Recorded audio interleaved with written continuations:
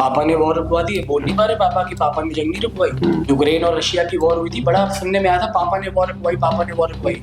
आज पता लग गया कि पापा कौन है, पापा डोनाल्ड ट्रम्प। जेनजी जनरेशन जो पिछले 11 साल से मोदी मोदी करते आ रहे हैं, उनको पिछले का पुराना इतिहास नहीं पता कि कांग्रेस ने एक्चुअली क्या किया पिछले 70 साल में। आज एम्स जो बनाया है, आईआईटीज बनाए हैं, जितने कैंप्स बनाए हैं, तके बनाए हैं, और आपको मतलब अपने कनेक्टिविटी जो दी है कांग्रेस पार्टी ने दी। आज एम्स वही एम्स है निमन कांग्रेस पार्टी ने बनाया है।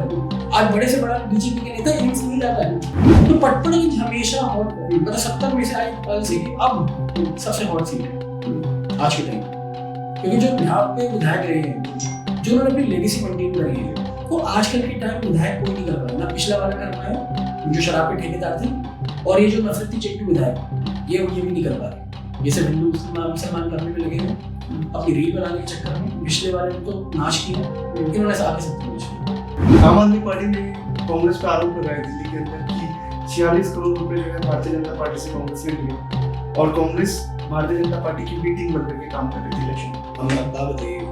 आपको लगता है कि बी टीम थी क्या?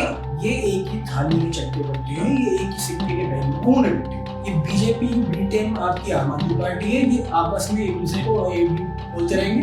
आज ये हमारे ऊपर मर रहे हैं। जो आपको मैं बताना चाहूँगा, अन्ना पोला नहीं हुआ था, शायद आपको पता होगा। जो बसें वहाँ पे भर भर के आ रही थी, वो कौन पैक कर रहा था? वो आरएसएस पैक कर रही थी। शीला दीक्षित जी के ऊपर इतने आरोप लगाए, वो आज एक भी आरोप साबित नहीं कर पाए। आपको देख लीजिए, नीली वैगनार से आऊंगा जी, मैं आम आदमी बंदा हूँ, मैं कभी वीआईपी कल्चर नहीं लगाऊंगा, बच्चों की कसम खाता हूँ, कभी इलेक्शन नहीं लड़ूंगा। ऐसे झूठ के प्रोपेगेंडा इन्होंने मार्केटिंग करी थी, शायद आपको ध्यान हो। नीली वैगनार से गए थे, मफलर पहन के गए थे, चप्पलों में पहन के गए थे। आज देखिए 45 करोड़ की कोठी में है। दिल्ली प्रदेश में लगता है आपको कि कोई गौतम गंभीर है दिल्ली प्रदेश को लेकर? देवेंद्र यादव जी अध्यक्ष, अनिल चौधरी जी पूर्व अध्यक्ष। तो अपने विधायक, आपके इलाके के जो विधायक है रविंद्र सिंह, कैमरा जी विधायक, कैमरा जी विधायक बोलिया कर, मैंने टाइटल दे रखा। रील विधायक है, कैमरा जी विधायक, विधायक नहीं।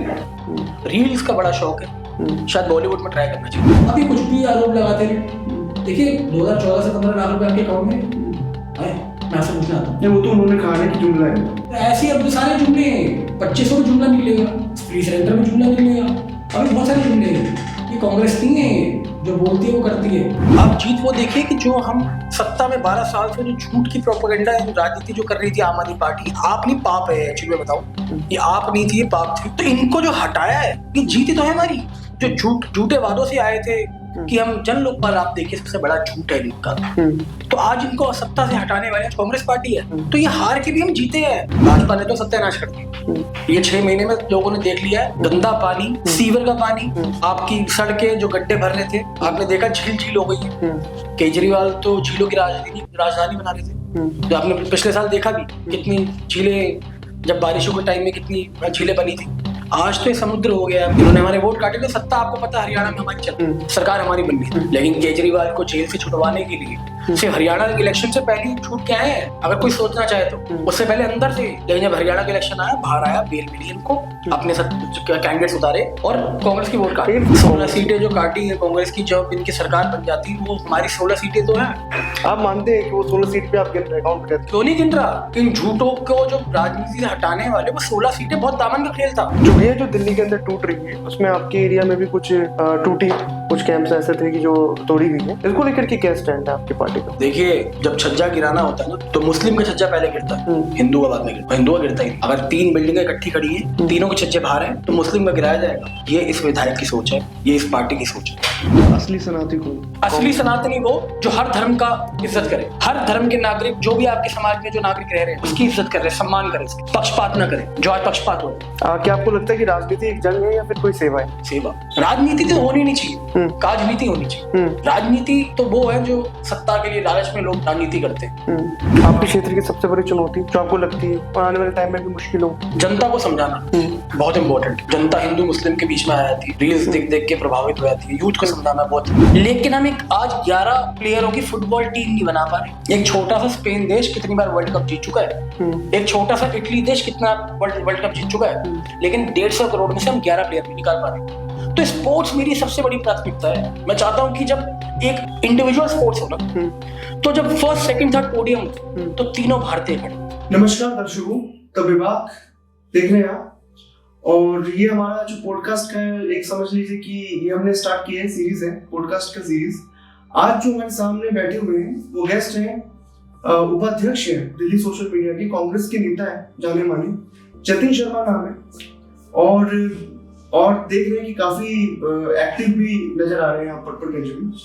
जतिन जी, बहुत सारे दर्शक जो है ना काफी कुछ जानना चाहते हैं आपसे कि आपने राजनीति के अंदर शुरुआत कैसे किया, क्या क्या भूमिका आपने राजनीति के अंदर निभाई, और आगे आपके जो एम है राजनीति को लेकर के क्या क्या है, खास करके एक ऐसा टाइम जबकि जो यूथ है, युवा राजनीति से पूरा दूर होने की सोच रहा है, दूर हो रहा है। कुछ लोग कह रहे हैं कि हमें आईएएस बनना है, डॉक्टर बनना है, लेकिन हमें राजनीति में नहीं जाना। उस दौर के अंदर आपने राजनीति को बरकरार रखा है, वो कैसे? बहुत सारे सवाल है जो विभाग के दर्शक जानने की कोशिश करेंगे आपसे। सबसे पहले आप कैसे, आपको लगा कि आप राजनीति में आए? कुछ आप अपना बैकग्राउंड हमें बताइए कि कैसे आपने मतलब राजनीति को अपनाया और कैसे आपकी स्कूलिंग हुई, आप युवाओं में, यूथ में क्या करते थे आप? पहले तो नमस्कार आपको और आपके दर्शकों को, बहुत बहुत शुक्रिया मुझे बुलाने के लिए। मेरा एक्सपीरियंस पहली बार है इस पॉडकास्ट का। देखते थे इंस्टाग्राम की रील्स वगैरह में, लेकिन आज खुद आज आपके साथ बैठा हूँ और एक अलग एक्सपीरियंस है। तो देखिए आज थैंक यू सो मच आपने इन्वाइट किया। धन्यवाद। दर्शकों को बताइए कि जिस तरीके से युवा अवस्था में आपने कहाँ से अपनी स्कूलिंग की थी, उसके बाद आपने कैसे, आपको लगा कि राजनीति एक ऐसा प्लेटफॉर्म है जहाँ पर मैं समाज सेवा कर सकता हूँ? देखिए, मेरा जन्म हुआ था करोलबाग दिल्ली में, मैं वहाँ की पैदाइश की, लेकिन 89 में हम पटपड़गंज में शिफ्ट हो गए थे। मेरी स्कूलिंग डीएवी श्रेष्ठा विहार से हुई जो ईस्ट दिल्ली में है, और नर्सरी से लेकर मैंने +2 मैंने वहीं से कंप्लीट करी। और जब मैं छोटा था तो मेरे घर में कांग्रेस के लिए इतना प्यार, और किसी भी रैलीज में अपने पापा को जाते हुए देखना, अपने चाचाओं को जाते हुए देखना, सपोर्ट करते हुए देखना कांग्रेस कि किसी भी सदस्य जो इलेक्शन लड़ रहे हैं तो उनके साथ में जाता था रैलियों में पार्टिसिपेट करने, छोटा सा। तो मैं देखता था कि कितना प्यार है, कितना स्नेह है पार्टी के लगाव से और पार्टी की वफादारी से। तो वो प्रेरणा मुझे बहुत मिली। जब मैं बड़ा हुआ धीरे धीरे तो कांग्रेस पार्टी सत्ता में आई। जब मैंने अपनी +2 जब मैं 10th में था तो मैंने देखा जब पहली बार कांग्रेस पार्टी आई सत्ता में, डॉक्टर मनमोहन सिंह जो प्राइम मिनिस्टर बने हमारे, तो तब 10 साल और एक्सपीरियंस देखा काम करते हुए, देश को बनते हुए, और पढ़ा भी हमने बहुत था कि कांग्रेस ने बहुत कुछ किया देश के लिए। और चाहे वो स्वतंत्रता के टाइम हो, चाहे उसके बाद शहादत हो इंदिरा गांधी जी की या राजीव जी की, पूरे और बहुत सारे दिग्गज नेता थे जिन्होंने कुर्बानियां दी। तो इसी प्रेरणा से मैंने सोचा कि कांग्रेस पार्टी ही खून में है। जब मैं पैदा हुआ था 4 सितंबर में, तो उसी दिन से ही मेरे खून में कांग्रेस पार्टी बरकरार रखा आपने इस अवस्था में कि बहुत सारी पार्टीज जो है दिल्ली के अंदर, दिल्ली की पॉलिटिक्स हमेशा उथल पुथल रही है। तो इस अवस्था में आपके पास कभी ऐसा नहीं लगा आपको कि यार मैं कांग्रेस में हूँ और मुझे कहीं और चले जाना चाहिए, क्योंकि इसमें क्या करियर स्कोप होगा? देखिए, अब मैं आपसे एक बात पूछना चाहूँगा, अगर माँ आपको डांटती है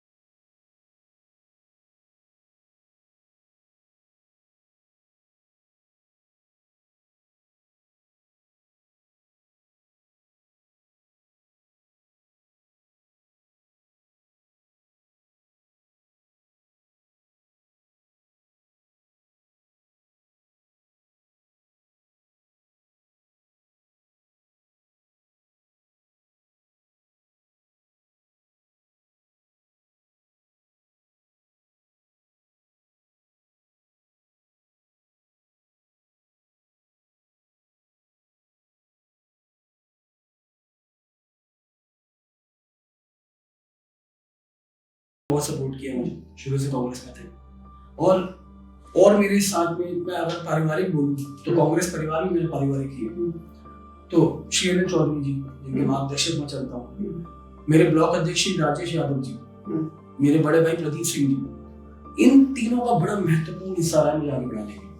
और भी बहुत सारे कांग्रेस परिवार के सदस्य हैं, मैं किसी का मतलब मैं ठेस नहीं पहुंचाना चाहता, लेकिन उनमें से क्या होता है जो 3 मेन पिलर हैं मेरे कांग्रेस परिवार के, इन तीनों ने मेरा बड़ा सपोर्ट किया और आज भी देते आ रहे हैं। और भी मेरे कांग्रेस परिवार में जिनका नाम ही लेकर माफी चाहूंगा कि अगर एक का और नाम लिया तो दूसरा भटक जाएगा, तो लेकिन जो 3 मेन स्तंभ है उन्होंने मेरा हमेशा साथ दिया और हमेशा भी दे रहे। आपका बर्थ करोलबाग में हुआ, आपने कहा आपकी सारी चीजें करोलबाग में थी, बट आप एक्टिव पटपड़गंज में काफी दिखाई दे रहे थे। कुछ हमने देखा कि आपके वीडियोस भी काफी वायरल थे। करोलबाग में मेरा जन्म हुआ था, लेकिन 89 में हम पटपड़गंज जा चुके हैं, हमने शिफ्ट कर लिया था 89 में। तो स्कूलिंग मेरी यहीं से जमुना पार से हुई इस दिल्ली से, और सारा कुछ जो पिछले कई साल से जो मैं स्ट्रगल कर रहा हूँ और जो मैं अपना पार्टी का समय दे रहा हूँ, पार्टी विचारधारा आगे बढ़ा रहा हूँ, और जो अपने नेताजी श्री अनिल चौधरी की मार्गदर्शन पर चल रहा हूँ, तो वो पिछले 17 साल से मैं पटपड़गंज में ही कर रहा हूँ। रहते हुए तो मुझे 30 साल हो गए पटपड़गंज में, तो आज यही मेरा घर है पटपड़गंज। यमुना पार्क को लेकर के लोग बात कहते हैं कि आपने यमुना पार्क में क्या बदलाव देखा, कुछ चेंजेस नजर में आ रहे हैं यमुना पार्क में, या फिर कंपेयर करते हैं लोग यमुना किस तरफ यमुना के उस तरफ, उस टाइम कैसा माहौल था? पहले जमुना पार्क को लोग जमुना पार्क से आने में डरते थे, वो दिल्ली का हिस्सा नहीं माना जाता। लेकिन जो कांग्रेस ने दिल्ली बनाई, शीला दीक्षित जी की सरकार ने 15 साल में दिल्ली को चमकाया है, और नेताजी हमारे पटपड़गंज से जो पटपड़गंज चमकाया है, जो श्री अनिल चौधरी जी भी कराया कर रहे हैं। पटपड़गंज को चमकाने वाली ही दिल्ली कांग्रेस ने, शीला दीक्षित जी, हर एक नेता था जिसने दिल्ली को बनाया। आज पटपड़गंज सबसे अच्छे इलाकों में से बोला जाता है, और उसके पीछे सारा जो क्रेडिट जाता है वो सिर्फ श्री अनिल चौधरी जी को। मैं आज भी उनको पूर्व विधायक नहीं बोलता, आज भी वो विधायक ही नहीं। आज आने वाले टाइम में कोई विधायक बनेगा, कोई प्रेजेंट विधायक है जो पास में भी रहा, हमारे लिए आज भी वो विधायक है जिन्होंने इतना काम किया पटपड़गंज के लिए, जनता के लिए, आज तक किसी विधायक ने नहीं किया। आप जाके पूछ भी सकते हैं, आपने पूछा भी हो। आपने कहा कि 17 सालों से मैं इसके अंदर हूँ, राजनीति में, पार्टी के अंदर। पहले का माहौल और अभी का माहौल युवाओं को लेकर के पॉलिटिकल पार्टी में क्या आप देख रहे हैं, दोनों में बदलाव, चेंजेस क्या हैं? देखिए, आज जो देश हमारा 65% पॉपुलेशन वो यूथ की है, और ये नौजवानों का देश बोला जाता है। शायद आज की भागीदारी नौजवानों की बहुत इंपॉर्टेंट है देश को आगे बढ़ाने के लिए। और मैं कहना चाहूंगा आज का यूथ भटका हुआ नशेबाजी के चक्कर में, सट्टेबाजी के चक्कर में आज का यूथ। और मैं हर बंदे को नहीं बोल रहा, मैं मैक्सिमम बोल रहा हूँ, जो ये गवर्नमेंट की पॉलिसीज हैं यूथ पे ध्यान नहीं दे रही सरकार, क्योंकि 65 नौजवानों का देश है, जिसमें से 150 करोड़ में से 65% अगर मैं बोलूँ तो नौजवान है आज जो 35 साल से नीचे। तो इन नौजवानों का प्रति जो इनका नेगलेक्ट होना, तो ये मैं मानता हूँ बहुत खराब है नौजवानों। आज के युवा आप देख रहे हैं कि युवा जब राजनीति में आ रहे हैं तो क्या पहले जैसे संघर्ष करना पड़ रहा है, कुछ अलग है?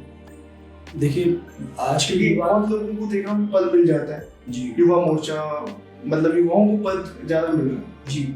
देखिए, ये युवाओं को पद कांग्रेस पार्टी को बहुत कम मिल रहा है, थोड़ा मेरे जैसे नौजवान को दे दिए, लेकिन और भी बहुत सारे नौजवान हैं जो चाहते हैं, जो मेहनत करना चाहते हैं कांग्रेस पार्टी के लिए, उनको अपॉर्चुनिटी नहीं मिल रही। तो मैं कांग्रेस पार्टी को शायद ये समझना होगा कि युवाओं को साथ लेकर चलना ये बहुत बड़ी इंपॉर्टेंट है, क्योंकि आज का जो युवा, जो जेनजी जनरेशन है, उनको कांग्रेस पार्टी का इतिहास ही नहीं पता कि स्वतंत्रता के टाइम कांग्रेस ने क्या किया, उसके बाद शहादत क्या दी।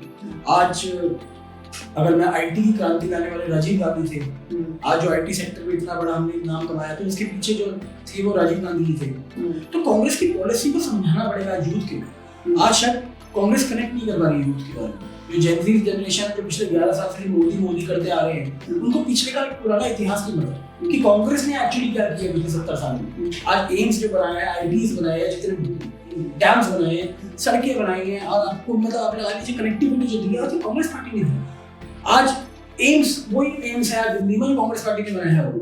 आज बड़े से बड़ा बीजेपी के नेता एम्स नहीं जाता है, लेकिन फिर भी लोग मोदी यूथ को एक्चुअली मिसगाइड किया गया। आज यूथ को बताना पड़ेगा कि कांग्रेस पार्टी ने क्या किया। मैं तो चाहता हूँ कि इनके लिए प्रोग्राम्स हो कि यूथ को बुलाया जाए, वो उनको बताया जाए कि देखिए कांग्रेस पार्टी ने की है। ये तो एक तरह का फेक प्रोपेगेंडा जो भाजपा करती है आईटी सेक्टर में, और जो ट्विटर्स वगैरह और ये फेक प्रमोशन जो करती है, तो ये हमेशा यूथ को ना आप डाइवर्ट कर रहे हैं, सीधे डायरेक्शन से या उल्टी डायरेक्शन में लेके जा रहे हैं। तो यहाँ मुझे बहुत बुरा लगता है। कौन सी पार्टी आपको लगती है कि यूथ को ज्यादा उन्होंने पार्टिसिपेशन दे रखा है या यूथ को ज्यादा आगे लेकर के आए? कोई कैसी पार्टी जो आपको लगती है? देखिए, अगर मैं बोलूँगा तो मेरे ऐसे नौजवान आपके सामने एग्जाम्पल है। मेरी पार्टी ने मुझे उपाध्यक्ष बनाया हुआ दिल्ली प्रदेश में, और आगे भी अगर आप काम करोगे तो ये काम के ऊपर डिपेंड होता है। अगर आप काम पार्टी के लिए समर्पित हैं और आप मेहनत कर रहे हैं तो आप पार्टी आपको बढ़ाएगी, आगे बढ़ाएगी। लेकिन नेपोटिज्म नहीं होना चाहिए। अगर नेपोटिज्म है आपको लगता है? नेपोटिज्म तो हर जगह है, बहुत ज्यादा है। नेता का नेता बेटा नेता ही बने, मैं उसमें गलत नहीं मानता। देखिए, मैं उसमें गलत नहीं मानता। अगर एक डॉक्टर अपने बेटे को डॉक्टर बनाना चाहता है तो उसमें कोई खराबी नहीं है। तो अगर नेता का बेटा नेता बनना चाहता है तो उसमें क्या खराबी है? लेकिन बोलते हैं लोग कि काबिलियत भी होनी चाहिए। काबिलियत क्यों नहीं है? हर एक शख्स में काबिलियत है। क्या आप में काबिलियत नहीं है नेता बनने की? है एक नेता के बेटे में नेता काबिलियत होना देखिए जरूरी है। आज मैं बताऊं, आप अगर आप राजेश पायलट जी, हमारे स्वर्गीय राजेश पायलट गद्दावर नेता थे, आज सचिन पायलट थे, उनसे मैं कह रहा हूँ उनसे बड़े नेता बन चुके हैं आज के टाइम में। मैं कंपैरिजन नहीं कर रहा, राजेश जी का अलग दौरा था और उन जैसा नेता तो आईडी से। आपको लगता है नेपोटिज्म को करना चाहिए थोड़ा? मैं कहता हूँ कि देखिए पक्ष में मैं देखिए अगर वो काबिलियत है उसके अंदर, वो अगर सत्ता के लिए आ रहा है, सिर्फ सत्ता के लिए, तो फिर नहीं। अगर वो मेहनत करना चाहता है अपनी, जैसे जनता के बीच में, जनता के साथ जुड़ना चाहता है, जनता के लिए काम करना चाहता है, उनकी आवाज उठाना चाहता है जो गलत हो रहा हो, तो मैं चाहता हूँ कि हाँ, मैं उसके पक्ष हूँ। लगता है कि कांग्रेस पार्टी में नेपोटिज्म है आज के टाइम पे भाजपा में मौजूद है। अगर राजनाथ सिंह जी रक्षा मंत्री हैं तो पंकज जी एमएलए, नोएडा गौतम बुद्ध, तो ये तो हर जगह है। वो एग्जाम्पल भी बता सकता हूँ, लेकिन टाइम वेस्ट नहीं करना है, तो आप ज्यादा समझदार हैं मुझसे। तो मैं नेपोटिज्म को गलत नहीं मानता जब तक कि आप जनता के लिए काम करना चाहते हो और जनता की आवाज उठाना चाहते हो, वो बहुत इंपॉर्टेंट है। पटपरगंज में आपने अभी एक वीडियो बनाया था, आपकी वीडियो काफी वायरल हुई। तो पटपरगंज की जो राजनीति है वो काफी शुरू से देखा गया कि काफी हॉट रहा है, हॉट सीट भी था वो, और गर्मा गर्मी सीट पे रहता ही हमेशा। तो उसमें क्या देख रहे हैं आप पटपरगंज में? देखिए 70 सीट में से सबसे हॉट सीट पटपरगंज जी। पहले न्यू दिल्ली हुआ करती थी जब हमारी शीला दीक्षित करती थी, और फिर केजरीवाल जो है न्यू दिल्ली में, उसके बाद सिसोदिया जी पटपरगंज से गए। तो पटपरगंज हमेशा हॉट, मतलब 70 में से आई सीट अब सबसे हॉट सीट है आज के टाइम, क्योंकि जो यहाँ पे विधायक रहे हैं, जो उन्होंने अपनी लेगेसी मेंटेन करी है, वो आजकल के टाइम विधायक कोई नहीं कर पाया। ना पिछला वाला कर पाया जो शराब के ठेकेदार थे, और ये जो नफरती चिंटू विधायक ये भी नहीं कर पाए। ये सब हिंदू मुसलमान करने में लगे हुए अपनी रील बनाने के चक्कर में। पिछले वाले ने तो नाश किया, इन्होंने आके सत्यानाश किया। तो रविंदर नेगी जी का जो है फेमस काफी मूवी वायरल होते रहते हैं, उनका भी देखा गया है, काफी वायरल हो रहे हैं और हर जगह वीडियोस बना रहे हैं। देखिए अगर हिंदू मुस्लिम करेंगे तो आप भी वायरल हो जाएंगे, रातों रात आपकी रील्स छा जाएंगी। आप हिंदू मुस्लिम करिए। कभी मिले आप? क्यों नहीं मिला, रोज मिलता हूँ। कभी बोला समस्या आपने बात की? बहुत बार बोली, लेकिन बस वो हाथ जोड़ के चले जाते हैं। समस्या सुनते नहीं, समस्या सुनने का टाइम नहीं कहाँ है उनके पास। उनके पास रील बनाने का टाइम। अगर ये आज बोल दीजिए आप देखिए जी आज रील बनानी है तो 5 मिनट के अंदर रील लगानी चाहिए, चलिए आज रील बनाते हैं। तो वो कैमरा जीवी विधायक है, रील विधायक है, ये काम करने के लिए नहीं आया। ये इसे पता है आप बड़ी ये बन गया विधायक, अब अगली बार में आना नहीं है। तो जितना मैं चमक सकता हूँ चमका लो अपने आप को। जनता त्राही मांग कर रही 6 महीने के अंदर ये हालत कर दी है इन्होंने, दिल्ली का बेड़ा गर्क कर दिया। एक तो छोड़ के चले गए थे जो 12 साल तक उन्होंने शराब की राजधानी बना दी, ठेकेदार, कमीशन को, और आज ये जो है ये सत्यानाश करने के लिए। आम आदमी पार्टी ने कांग्रेस पे आरोप लगाया दिल्ली के अंदर कि 46 करोड़ रुपए जो है भारतीय जनता पार्टी से कांग्रेस ने लिए, और कांग्रेस भारतीय जनता पार्टी की बी टीम बनकर के काम कर रही थी इलेक्शन में। अच्छा, हमें बात बताइए, आपको लगता है कि बी टीम थी? ये एक ही थाली के चट्टे बट्टे हैं, ये एक ही सिक्के के पहलू। कौन है बी टीम? ये बीजेपी की बी टीम आपकी आम आदमी पार्टी है। ये आपस में एक दूसरे को ये भी बोलते रहेंगे। आज ही हमारे ऊपर मर रहे हैं जो आपको मैं बताना चाहूंगा, अन्ना आंदोलन हुआ था, शायद आपको पता होगा। जो बसें वहां पे भर भर के आ रही थी, वो कौन पैक कर रहा था? वो आरएसएस पैक कर रही थी।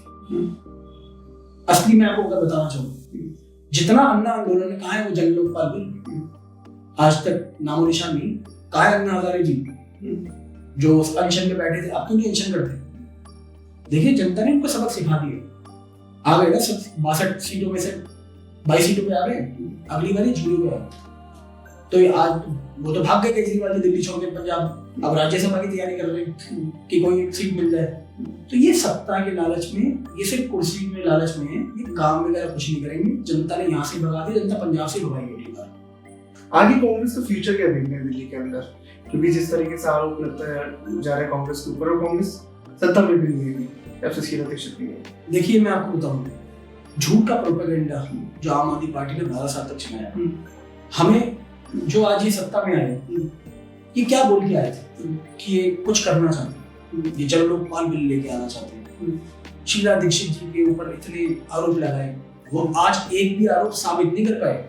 आप खुद देख लीजिए, नीली वैगनार से आऊंगा जी, मैं आम आदमी बंदा हूँ, मैं कभी वीआईपी कल्चर नहीं लगाऊंगा, बच्चों की कसम खाता हूँ, मैं कभी इलेक्शन नहीं लड़ूंगा।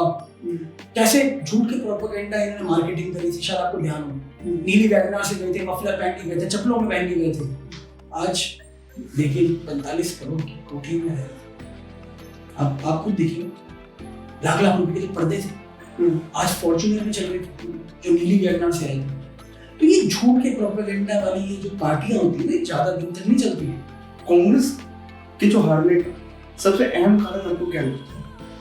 कांग्रेस का सबसे हारने का मेन कारण जो झूठ का प्रोपेगेंडा फैलाएगा कांग्रेस के खिलाफ, वो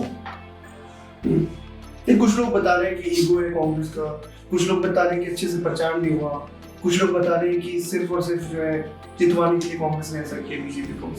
देखिए हम जब एक खिलाड़ी मैदान में उतरता है वो जीत के लिए उतरता है, तो 70 विधानसभा जो भी हम लड़े, हम जीत के लिए उतरे थे। अब देखिए 16 सीटें तो ऐसी रही जिसमें कांग्रेस ने वोट काटे और आम आदमी पार्टी की कैंडिडेट हार गए, तो वो श्रेय कांग्रेस पार्टी को जाता है। क्योंकि इन जो ठेकेदार थे, नहीं ये जो शराब के ठेकेदार थे पूरी दिल्ली का, जो उन्होंने सत्यानाश किया, इनको हराना, सबक सिखाना बहुत जरूरी था। और शायद वो 16 कैंडिडेट अगर ना कांग्रेस को काटती तो आगे सरकार उभार गई।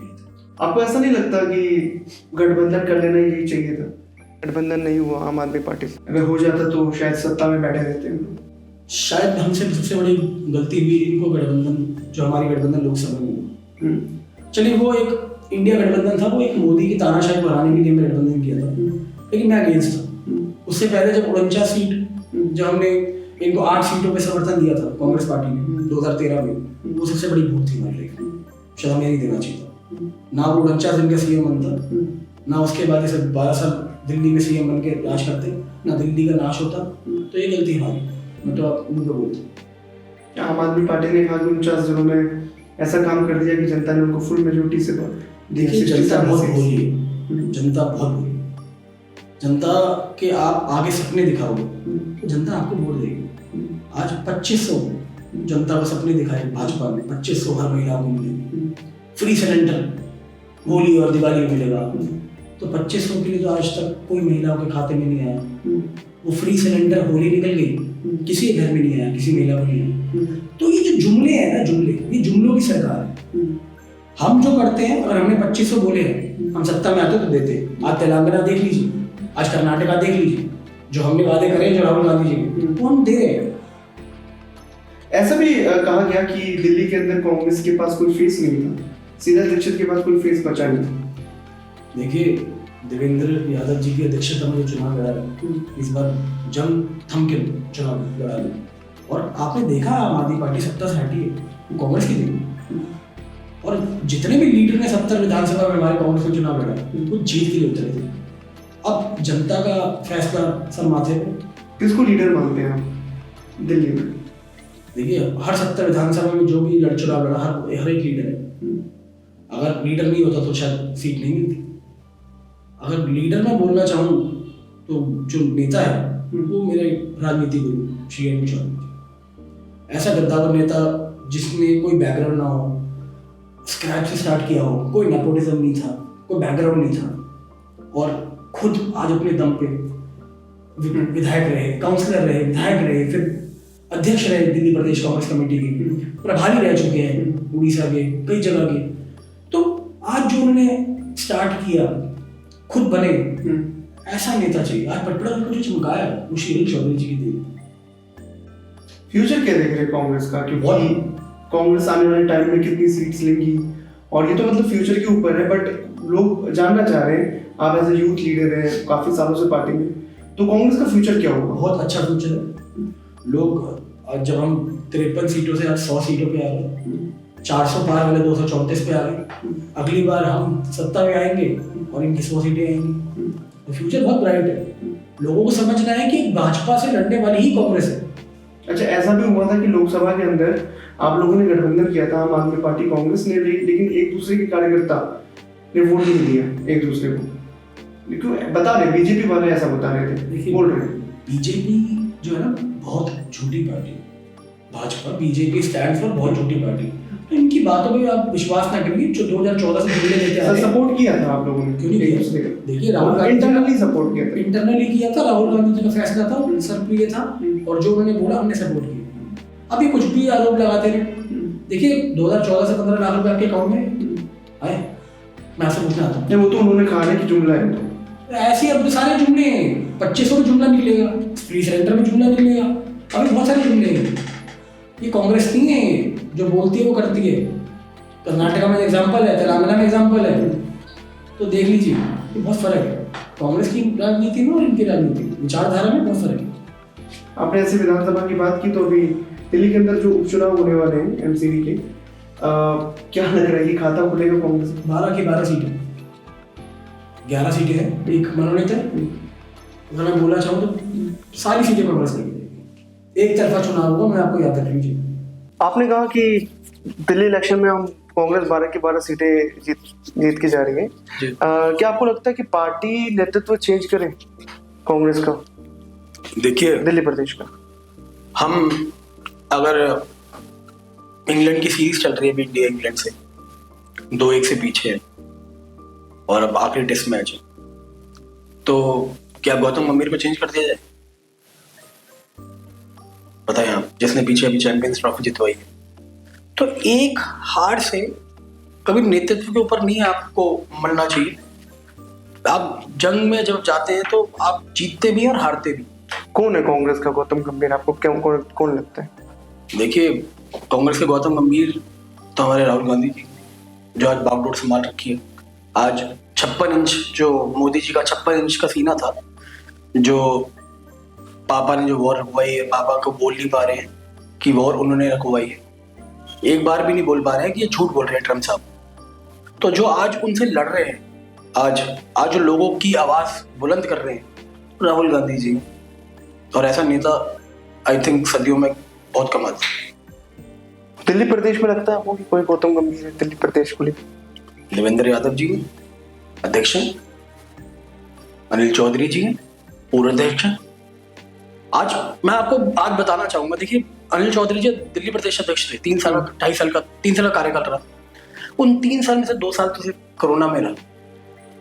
जिस हिसाब से उन्होंने स्ट्रगल करी, खुद ग्रसित हुए 3 बार कोरोना से, लेकिन लोगों की सहायता जो उन्होंने करी है उससे पीछे नहीं हटे वो। एक बार तो बहुत सीरियस हो गए थे, हालत बहुत गंभीर हो गई थी, लेकिन फिर भी लगातार शिविर चलते रहे, लोगों के लिए खाना दिन रात, लोगों के लिए लंगर शिविर हुआ, लोगों के लिए दवाइयां बांटी गई, लोगों के लिए ऑक्सीजन सिलेंडर बांटे गए। यहाँ तक कि आप ये लगाइए कि मेरे घर में ग्रसित हो गए थे कोरोना से, तो ऑक्सीजन की जरूरत पड़ गई थी। जनता के लिए पहले अनिल चौधरी जी ने ऑक्सीजन पहुंचाई, बाद में मेरे पास आई। कई लोगों को तो मिली भी। ऐसा होता है कि पॉलिटिकल पार्टी जब जीतती है तो उसका कोई ना कोई जिम्मेदार व्यक्ति होता है और जिम्मेदारी लेता है, और पॉलिटिकल पार्टी हारती भी तो उसका भी कोई जिम्मेदार व्यक्ति होता है, जिम्मेदारी लेता है। कांग्रेस में आपको क्या कौन लगता है कि जिसकी वजह से विधानसभा चुनाव में कुछ इफेक्ट आया वो? देखिए आप जीत वो देखिए कि जो हम सत्ता में 12 साल से जो झूठ की प्रोपेगेंडा राजनीति जो कर रही थी आम आदमी पार्टी, आप नहीं पाप है एक्चुअली, मैं बताऊं, ये आप नहीं थी, ये पाप थी। तो इनको जो हटाया है, ये जीती तो है हमारी। जो झूठे वादों से आए थे कि हम जन लोकपाल, आप देखिए सबसे बड़ा झूठ है इनका। तो आज इनको सत्ता से हटाने वाले कांग्रेस पार्टी है। तो ये हार के भी हम जीते हैं। आज जो मेरे नेता ने जब दिल्ली प्रदेश अध्यक्ष थे, अगर वो चिट्ठी ना देते गवर्नर को तो इनका पर्दाफाश नहीं होता। आज ये घोटालेबाज नहीं कहलाते, आज ये शराब के ठेकेदार नहीं कहलाते। अगर मेरे नेता ने इनिशिएटिव नहीं लिया होता, श्री अनिल चौधरी जी ने, तो आज मैं कह रहा हूँ कि पूरी कांग्रेस को, हाईकमान को, आज श्री अनिल चौधरी जी को धन्यवाद देना चाहिए कि इन झूठों का पर्दाफाश श्री अनिल चौधरी जी ने किया। जब दिल्ली प्रदेश के अध्यक्ष थे, गवर्नर को चिट्ठी थी कि देखिए कुछ घोटाला हुआ है, मैं आपको बता रहा हूँ। तो गवर्नर जी ने फिर आगे अपनी इंक्वायरी बिठाई और इंक्वायरी में पता लगा कि हाँ, ये शराब के ठेकेदार ने जब एक के साथ एक शराब बांटी, कितने लोगों को जिंदगी खराब करी, कितना परिवारों को नष्ट किया। और जो इन्होंने घोटाला, जो इन्होंने फीस 800 करोड़ का गबन जो किया, आज जो उजागर हुआ है, आज ये 22 सीटों में रह गए, आज ये श्री अनिल चौधरी जी की वजह से है। आज गर्व से कहता हूँ मैं, आज कांग्रेस वासियों को तो शुक्रगुजार होना चाहिए मेरे नेताजी का। तो अगली बार हम सत्ता में आएंगे, मैं आपको बता रहा हूँ। भाजपा ने तो सत्यानाश कर दिया। ये 6 महीने में लोगों ने देख लिया है, गंदा पानी, सीवर का पानी, आपकी सड़कें जो गड्ढे भर रहे थे, आपने देखा झील हो गई है। केजरीवाल तो झीलों की राजधानी बना रहे थे। जो आपने पिछले साल देखा भी, कितनी झीलें, जब बारिशों के टाइम में कितनी झीलें बनी थी। आज तो ये समुद्र हो गया है, मुझे तो लग रहा है। जो आपने कोई सीपी घाल देखा, जो कल की वीडियो देखी थी आपने, तो ये एक ही सिक्के के दोनों पहलू हैं, एक हेड्स है और एक टेल्स हैं। ए और बी दोनों इकट्ठी टीम है, आपस में मिलकर चलती है। जहां कांग्रेस का पक्ष ज्यादा बड़ा होता है तो ये अपनी गुजरात पहुंचा देती है, कभी गोवा पहुंचा देती है, हरियाणा भी पहुंच गए थे। हरियाणा क्यों आ रहे हैं?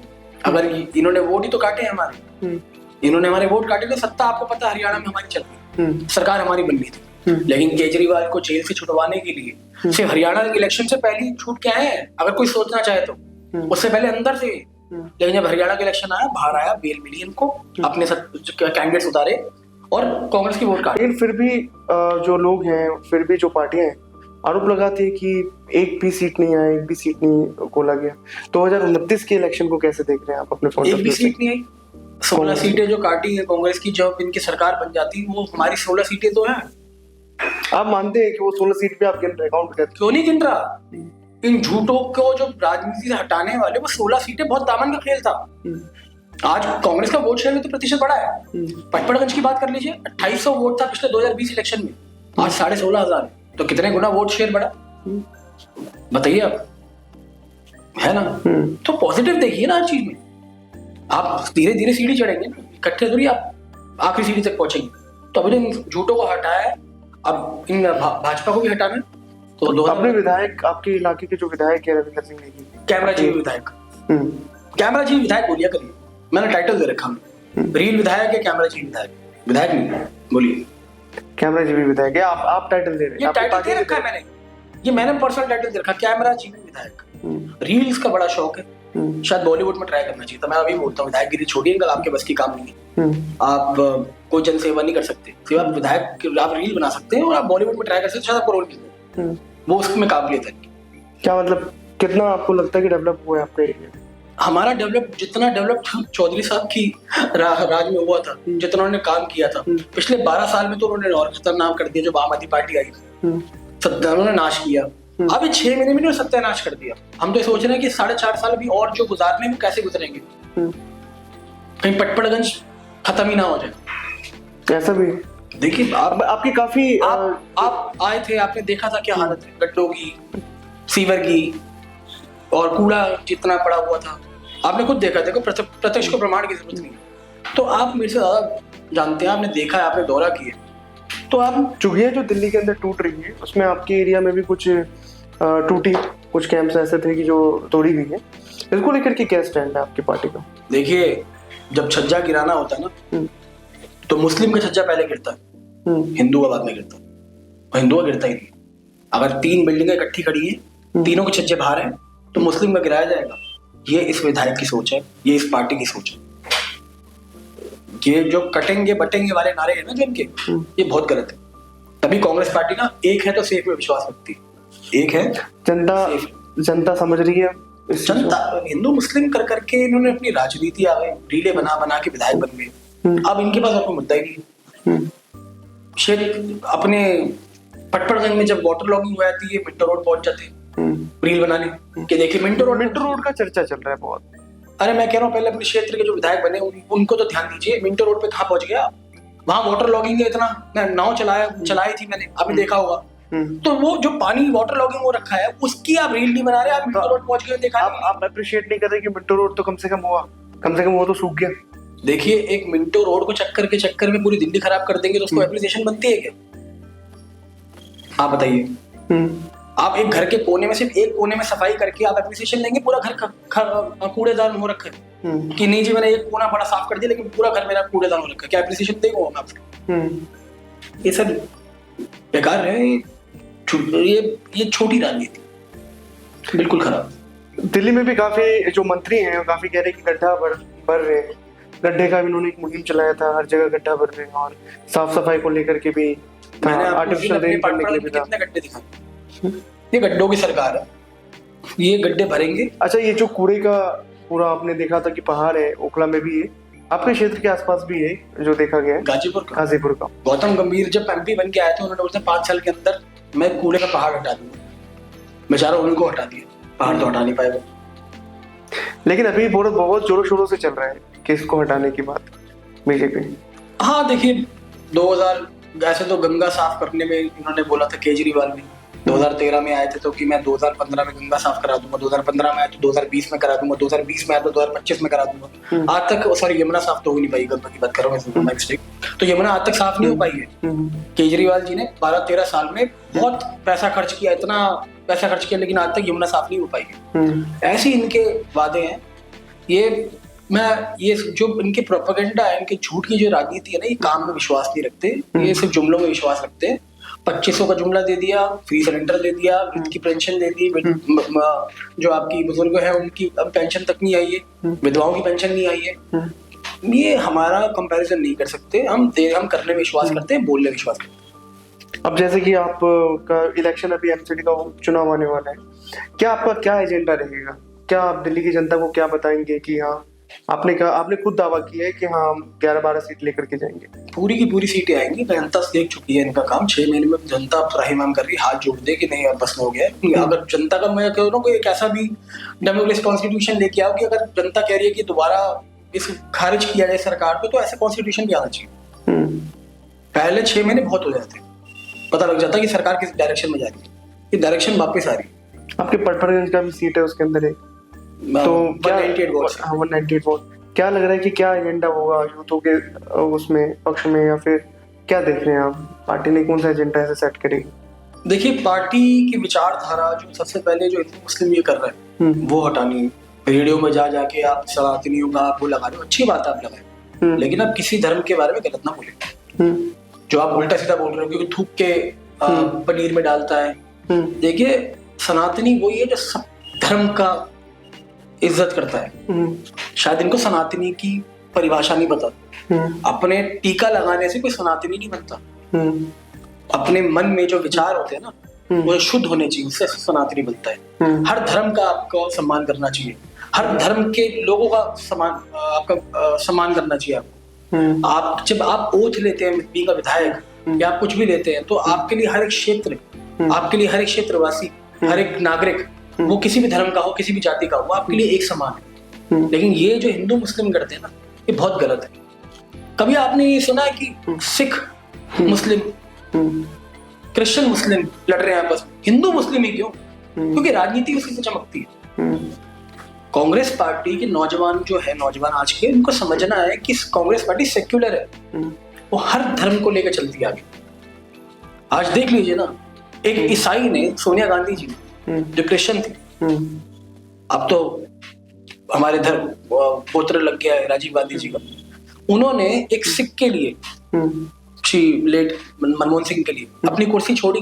डॉक्टर मनमोहन सिंह जी को शपथ दिलाने वाले कौन थे? Late doctor APJ Abdul Kalam.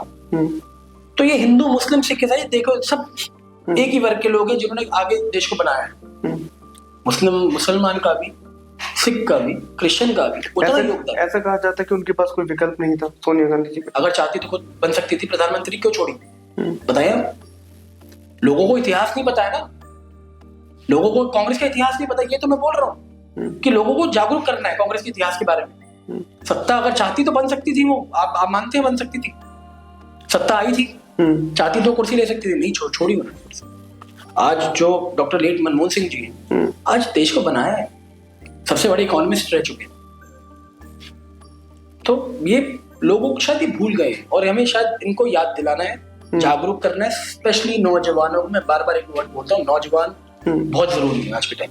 आप जब आपने राजनीति में कदम रखा और तब से लेकर के अब तक काफी एक ऐसा मौका भी आपके पास आया हुआ कि आपको लगा होगा यार नहीं कांग्रेस ही क्यों, अब किसी और पार्टी में चले जाते हैं, क्योंकि बीच में प्रचलन आम आदमी पार्टी का भी रहा है काफी, तो आप सत्ता से दूर रहे, लेकिन कभी आप एज अ यूथ आपको मन नहीं कर रहा कि यार सत्ता के पास चलते हैं, हम पार्टी को छोड़ते हैं? देखिए, मेरे घर में अगर मेरी माँ से मेरी लड़ाई होती है, माता जी से, या वो मुझसे बात नहीं करती, तो मैं घर छोड़ के नहीं जाता, मैं वहीं रुका रहता। ऐसी अगर मैं सत्ता में नहीं है तो अपनी माँ को कौन छोड़ सकता है? कांग्रेस पार्टी भी तो एक मेरी माँ है, अपनी माँ को कुछ छोड़ देगा? आप उनकी बात कर रहे हैं जिनको अपॉर्चुनिस्टिक होते हैं, जिनको अपॉर्चुनिटी चाहिए होती है और वो सत्ता के लिए, कुर्सी के लिए, लालच के लिए वो चले जाते हैं। देखिए, जब जहाज डूबता है ना, तो सबसे पहले चूहे भागते हैं और भाग चुके हैं। उगते सूरज को सब सलाम करते हैं, लेकिन डूबते सूरज को सलाम जरूर किया जाता है। छठी मैया के टाइम उनको भी सलाम किया जाता है। इन लोगों को ये नहीं पता कि जो डूब रहा है सूरज वो अगले दिन दोबारा उगेगा। दौर सबका है, इनका तो वक्त है, हमारा दौर है। ये तो मोदी जी की लाइन थी। किनका?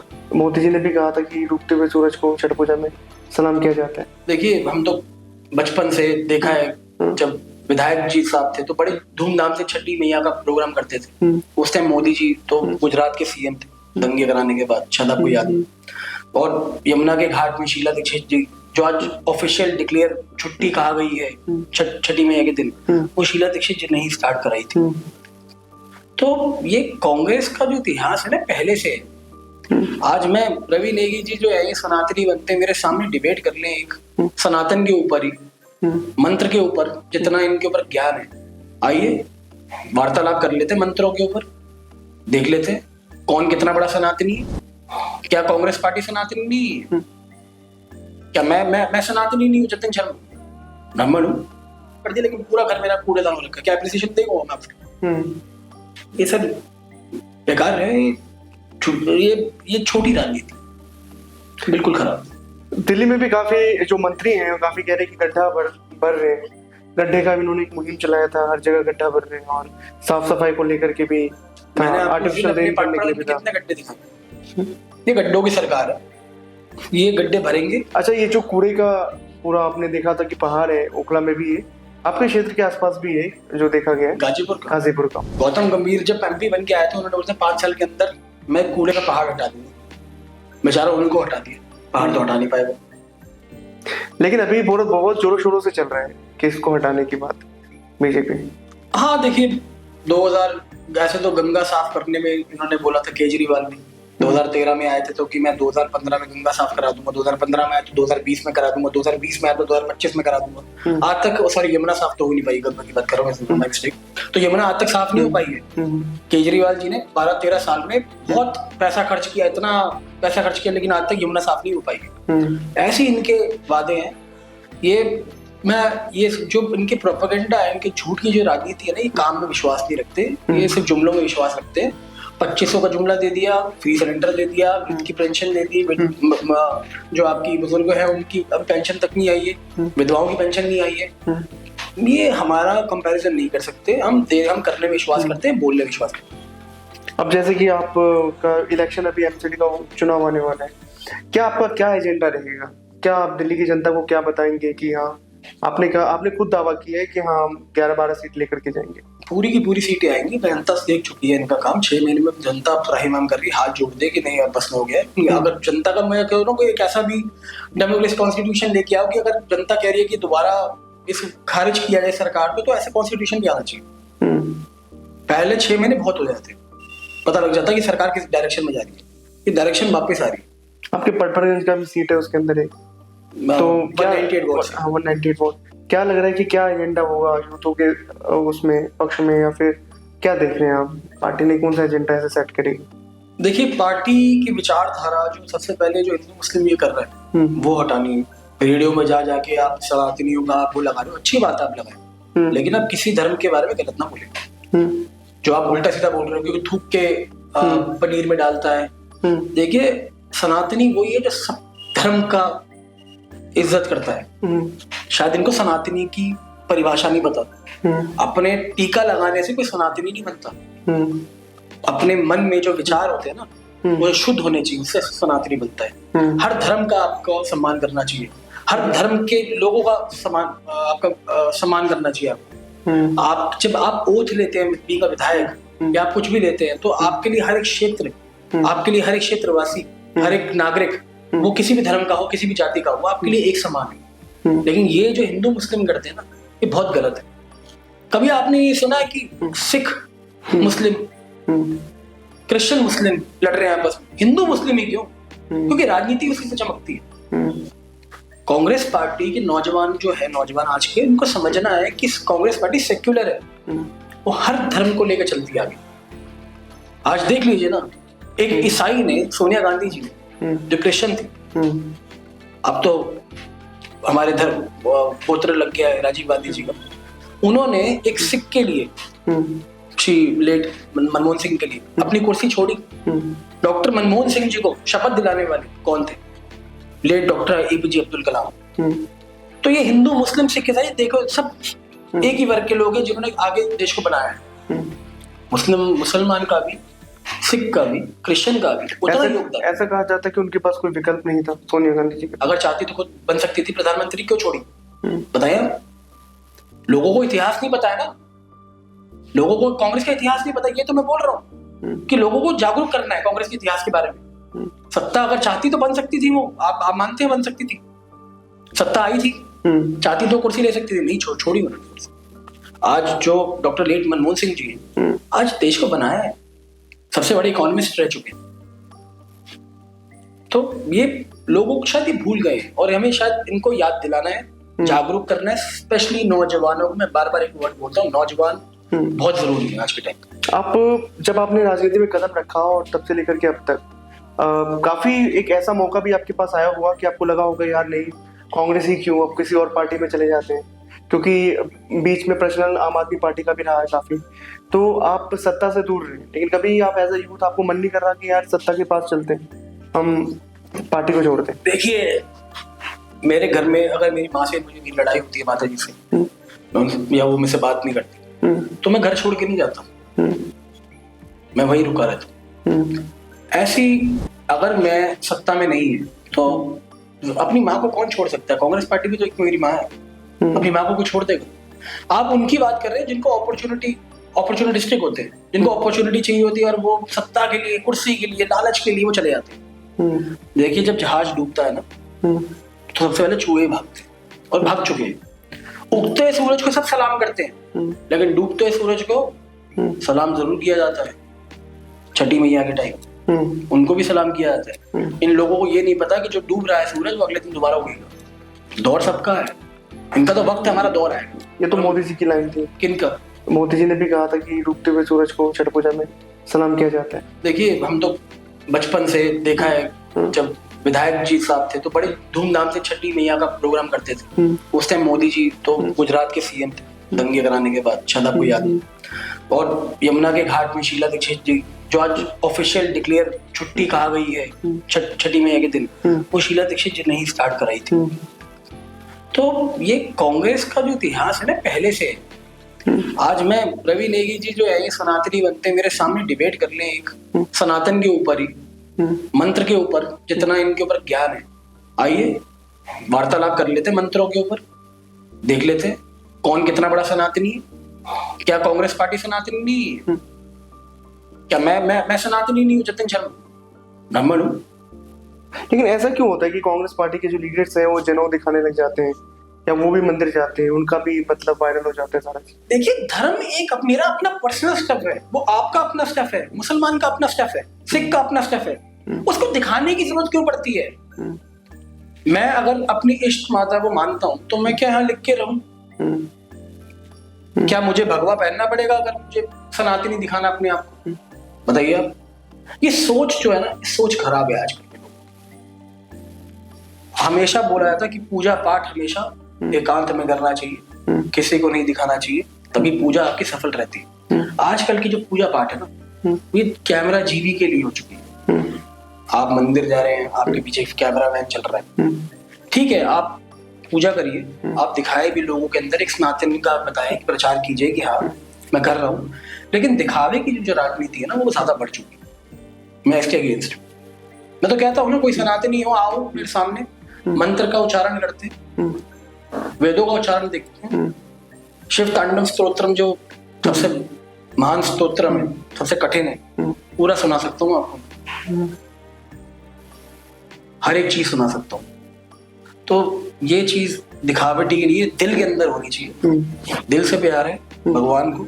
और कलयुग में तो सिर्फ यही बोला गया है, कलयुग सिर्फ नाम आधार है, सिर्फ जितना आप मन में पाठ करते रहेंगे भगवान उतने प्रसन्न होते रहेंगे। तो भगवान को आप साइड ही रखें, वो आपका पर्सनल है, आप जिस इष्ट देवता को मानते हैं, मैं अपनी माता रानी को मानता हूँ, वैष्णो मैया को मेरे इष्ट देवता है, अब मैं उनका प्रचार करूँ कि मैं मानता हूँ, दिखाऊं उनके लिए, ये खराब है, ये राजनीति के लिए आप यूज कर रहे हो, छोड़ दीजिए इसको। ऐसा होता है कि असली सनातनी कौन? असली सनातनी वो जो हर धर्म का इज्जत करे, हर धर्म के नागरिक, जो भी आपके समाज में जो नागरिक रह रहे हैं उसकी इज्जत करे, सम्मान करे, उसकी पक्षपात ना करे। जो आज पक्षपात हो रहा है, छोटों का आदर करे, बड़ों का आदर करे, असली सनातनी वो जो सेवा करे बुजुर्गों की, जो अपने माँ बाप की सेवा करे। अगर आप अपने माँ बाप के सगे नहीं तो मंदिर में आप जाके जितना मर्जी माता के ऊपर माथा टेक लें, वो कोई फायदा नहीं उस पूजा में। तो असली सनातनी वो है, अपने माँ बाप को पूजा करें, उससे बड़ा भगवान नहीं है। हमारे पॉडकास्ट का जो आखिरी सेक्शन होता है उसमें हम कुछ आपसे क्वेश्चन पूछेंगे, ऐसा रैपिड क्वेश्चन पूछेंगे, आपकी विधानसभा को लेकर के ही होगा और आपके जीवन को लेकर के होगा। तो जतिन जी, पहला सवाल ये होगा कि नेता बनने आए थे या चुनाव लड़ने के लिए आए? मैं सेवादार बनने आया था, मैं ना नेता बनने आया था ना चुनाव लड़ने आया था। पिछले 17 साल से सेवादारी कर रहा हूँ, सनातन के लिए, धर्म के लिए, लोगों की सहायता करने के लिए, एकजुटता बढ़ाने के लिए, सारे वर्गों को इकट्ठा रखने के लिए। तो मेरा लक्ष्य सिर्फ सेवादारी है। और आपका रोल मॉडल कौन? मेरे रोल मॉडल बहुत सारे, कोई एक बताइए। अब ये नहीं कि सबका दिन रखने के लिए हमने सबका बता दिया। नहीं, आप रोल मॉडल, अच्छा मेरे role model actually if I talk about my idol, my idol is Mahendra Singh Dhoni. राजनीति आइडल? राजनीति आइडल, मुझे राजनीति में बताइए। राजनीति आइडल इज माय, मेरे दो हैं, राहुल गांधी जी और मेरे श्री अनिल चौधरी। तीसरा ही बोलूंगा सचिन पायलट, बहुत अच्छा बोलते सचिन पायलट जी, आज बहुत अच्छे नेता हैं, बताओ अपॉर्चुनिटी मिलनी चाहिए उनको। क्या आपको लगता है कि राजनीति एक जंग है या फिर कोई सेवा है? सेवा। राजनीति तो होनी नहीं चाहिए, काजनीति होनी चाहिए। राजनीति तो वो है जो सत्ता के लिए लालच में लोग राजनीति करते हैं। काजनीति करिए, काम करिए लोगों के लिए, दिल जीतिए उनका, लोगों के बीच में रहिए, हर एक धर्म के साथ चलिए, चाहे हिंदू मुस्लिम सिख ईसाई हो, सबके साथ चलिए, सबका सम्मान करिए, हर धर्म का सम्मान करिए। आपके क्षेत्र की सबसे बड़ी ताकत क्या है? युवा। और कमजोरी? युवा। कमजोरी भी युवा। आज जो युवा नशे में जा रहा है वो बहुत खराब है। वो मैं जो लोगों को देखता हूँ, युवाओं को, जो पैशन होना चाहिए आज के युवा में, वो नहीं, आज वो नशे में जा रहे हैं। वो बहुत दुख लगता है, जिनके माँ बाप के बहुत सपने हैं और वो चाहते हैं कि मेरा बेटा आगे बढ़े या कोई भी हो, किसी वर्ग हो आगे बढ़े, वो आज शायद निराश हो। आपके क्षेत्र में कैसी चीजें जिसको अनदेखा किया गया अभी तक? पानी की समस्या बहुत तगड़ी, जली जीवन है और ये जीवन बर्बाद हो रहा है। सीवर का पानी आ रहा है, वो तो पिछले 12 साल से फ्री पानी जो दे रहे थे, कैंसर का पानी भी दे रहे थे, इतनी बीमारियां उस पानी, क्योंकि पानी ही एक मेन लक्ष्य है मेरे हिसाब से जो होना चाहिए। तो बहुत बड़ी समस्या जल, जो गंदे नालों का पानी आ रहा है, आप अगर आप खोलेंगे ना सुबह अपना टैप तो काला पानी आता है। और ये समस्या बोल बोल के थक गए, ये समस्या नहीं हो सकती। आपके क्षेत्र की सबसे बड़ी चुनौती जो आपको लगती है और आने वाले टाइम में भी मुश्किल हो? जनता को समझाना बहुत इंपॉर्टेंट। जनता हिंदू मुस्लिम के बीच में आ जाती है, रील्स देख देख के प्रभावित हो जाती है। यूथ को समझाना बहुत, उनको ये देखना कि एक हर वर्ग समान है, एक साथ रह के एक साथ ही रहना है।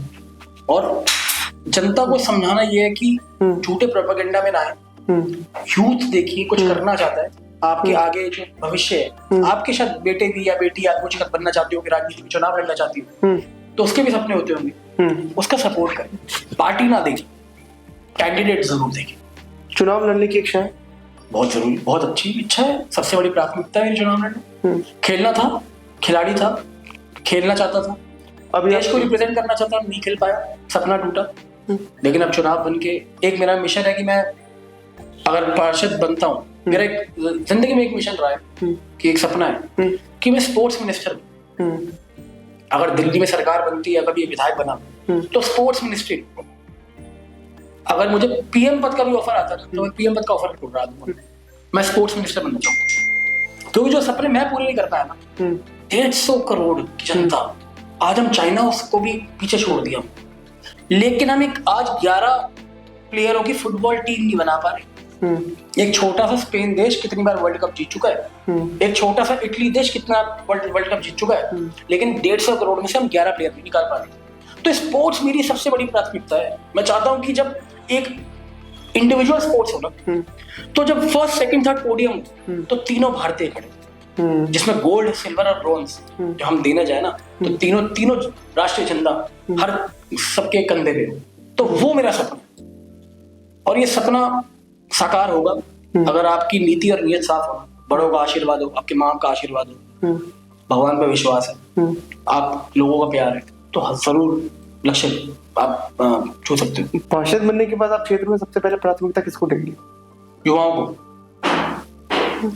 युवाओं को बोलूंगा कि देखिए, आज युवा जो भ्रमित कर दिया ना सरकार, मोदी के नारे लगा के, पता भी नहीं है कि मोदी ने क्या किया। अब जो पॉलिसीज है इनकी, 5 आतंकवादी अभी तक ढूंढ नहीं पाएंगे पहलगाम जो अटैक हुआ। पापा ने वॉर रुकवा दी, बोल नहीं पा रहे पापा की पापा ने जंग नहीं रुकवाई। यूक्रेन और रशिया की वॉर हुई थी, बड़ा सुनने में आया था पापा ने वॉर रुकवाई। आज पता लग गया कि पापा कौन है, पापा डोनाल्ड ट्रंप है। कल बड़ी जोर से भाषण दिया पार्लियामेंट में प्राइम मिनिस्टर की। देखिए, प्राइम मिनिस्टर एक वो चीज है जिसको हम, क्योंकि हमारे भारत के प्राइम मिनिस्टर और एक शीर्ष नेतृत्व में बैठे हुए हैं, देखिए सम्मान हम करते हैं, लेकिन उनका भी दायित्व होना चाहिए 150 करोड़ की जनता को इकट्ठा लेके चले और बोले ना कि ट्रंप ने वॉर नहीं रुकवाई है। 56 इंच का सीना दिखाए ना, कहाँ है चाइना के सामने, ट्रंप के सामने 56 इंच का सीना 5.5 इंच का हो जाता है। ये नसीहत दूंगा थोड़ा आपके साथ, कम हो जाता है। आप कह रहे हैं? मेरे हिसाब से तो डाउन ही हो जाता है, बिल्कुल बोल नहीं पाते, पता नहीं किस चीज की घबराहट है। अब ये हो जा रही। कितना मार्जिन रहेगा देखते हैं? तो देखिए, जीतूंगा, प्रचंड बहुमत से जीतूंगा, टिकट मिलेगी, जीतूंगा। टिकट अभी देखिए विशेष नेतृत्व के ऊपर है, टिकट मिले या ना मिले, रहूंगा तो कांग्रेस परिवार में, जिसको भी मिले उससे बोलूंगा कि जीते, जीत के लिए लड़े, पार्टिसिपेशन के लिए। हमारे में ये होगा कि हम पार्टिसिपेशन के लिए लड़ना चाहते हैं। जब खिलाड़ी एक मैदान में उतरता है ना, वो जीत के लिए उतरता है। अब वो ऊपर वाला आपके भाग्य के अंदर है, आप कितनी मेहनत करते हैं, वो मेहनत के ऊपर है। चेतन जी, बहुत बहुत शुक्रिया, आप पॉडकास्ट में आए और आज आपने बहुत सारी चीजें रखी, खास करके युवा वर्ग के लिए आपने बहुत बड़ी बात कही है। और आपकी भी महत्वाकांक्षा है कि आप स्पोर्ट्स मिनिस्टर बने आगे चल करके, और हमारे दर्शक भी देखना चाहते हैं आपको as a sports minister. Thank you, आपका साथ रहा, आपके दर्शकों का धन्यवाद, मुझे बुलाने के लिए बहुत सम्मान मिला। बहुत बहुत शुक्रिया।